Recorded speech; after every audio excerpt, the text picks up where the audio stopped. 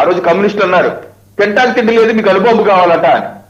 అనుబాబు అడిగింది వేరే వాళ్ళ మీద దాడి చేయటం కాదయ్యా, మనల్ని మనం రక్షించుకుంటాకి మనకున్న సమస్యలు అటువంటివి అని ఆనాడే చెప్పాం. అందుకే ఈ రోజు కూడా అదే, మనం మనం మన సరిహద్దులు రక్షించుకుంటాకి బలం పెంచుకోవాలి. మనం బలం పెరగడం అంటే పక్కన ఆక్రమిస్తామని కాదు, ప్రపంచ శాంతి కోసమే.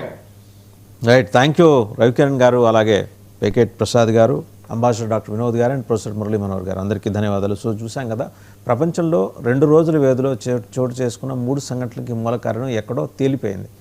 సరే, దాన్ని ఉన్న పళంగా ప్రపంచంలోని ఆ దేశం మినహా మిగిలిన దేశాలన్నీ కలిపి అడ్రస్ చేయలేవు. అడ్రస్ చేయగల సామర్థ్యం ఉన్న చైనా ఏమో ఆడియన్స్ గ్యాలరీలో వెళ్ళి సినిమా చూస్తోంది, ఏం జరుగుతుందో చూద్దామని ప్రయత్నం.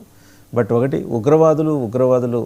ఉగ్రవాదుల మీదే ఉగ్రవాదులు దాడి చేస్తున్న పరిస్థితి అయితే మనం చూస్తున్నాం.